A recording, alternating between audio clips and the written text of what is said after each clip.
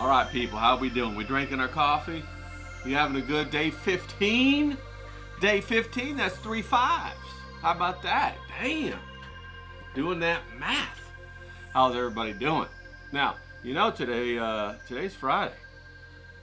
That means Sunday Fun Day is right around the corner.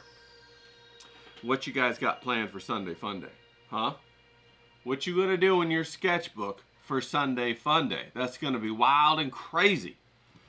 You know what's funny is like you always want to be wild and crazy, you know, and then that one day when mom leaves and dad's home with you alone, and he says, "Hey, let's get wild and crazy. Let's jump the bikes out front. You know, let's go ahead and have cereal for dinner and hot dogs for breakfast." You know, he gets all wild and crazy, and that's a real breath of fresh air. I tell you what, right there. Or like, you know, when you're out with somebody and you're all excited and they say, "Well, let's get wild and crazy." You gulp. I don't know if I was really ready to get wild and crazy. I kind of wanted to, but I didn't know we could. Well, you can. So get wild and crazy. Whatever it is in your sketchbook, man, do something different. Do something that you've been wanting to do, that you've been, you know, get that wild hair up your butt. You know what I'm saying? Get that bee in your bonnet.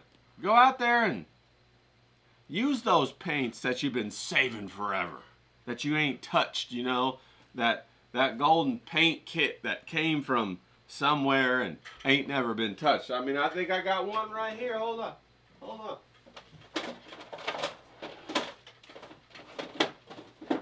Yeah, I got a couple right here that ain't never been touched, man. Get into those things. I got a 12 thing gouache. I got a watercolor travel kit. You know? Use them. Quit saying, you got that special pen. I tell you, I bought this ink a couple years ago, because it was so pretty and I never used it. I mean, look at that. Comes in its nice little glass thing with a wax seal. Never used it. Well, use that shit, man. Get out there and use it. Come on, let's do it. So check your levels, okay? How you doing today? You got that fire stoked? You got that critical eye locked in the basement? Keep him in the basement, okay? Now, I wanted to show this. I was talking to Paul last night. We were talking about fantastic painters, background painters for Studio Ghibli. And he was talking about some artists. And I happen to have one of those artists. I have their book right here. A tremendous background painter who worked on a lot of the movies. Yoichi Nishikawa.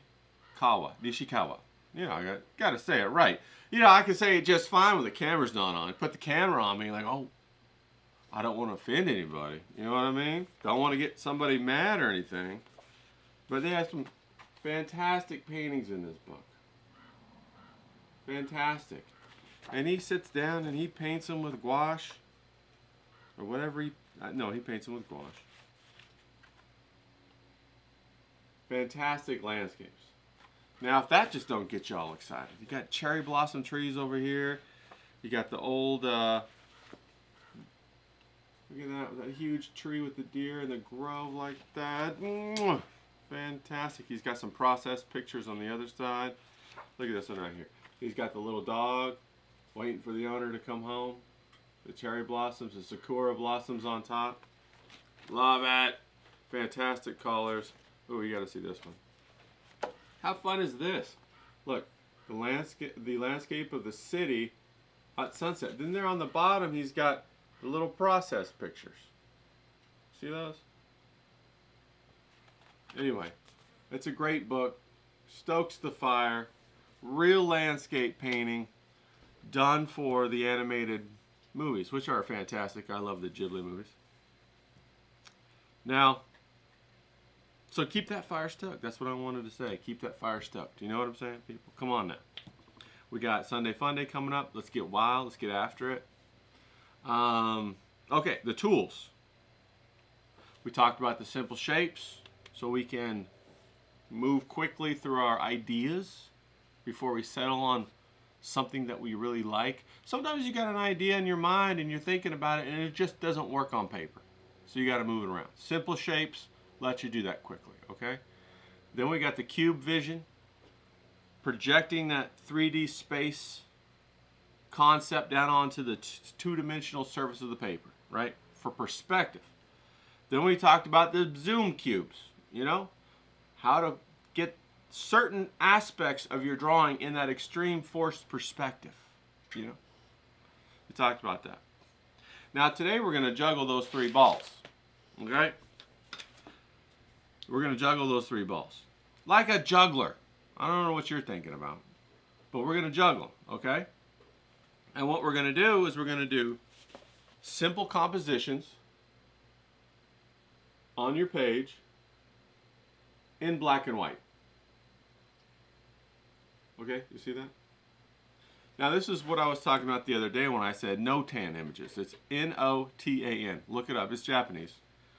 High contrast, only blacks, only whites. Simple shapes, okay?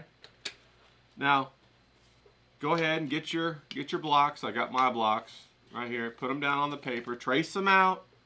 Do all kinds of different layouts, different aspect ratios or proportions for the camera. You know what I'm saying?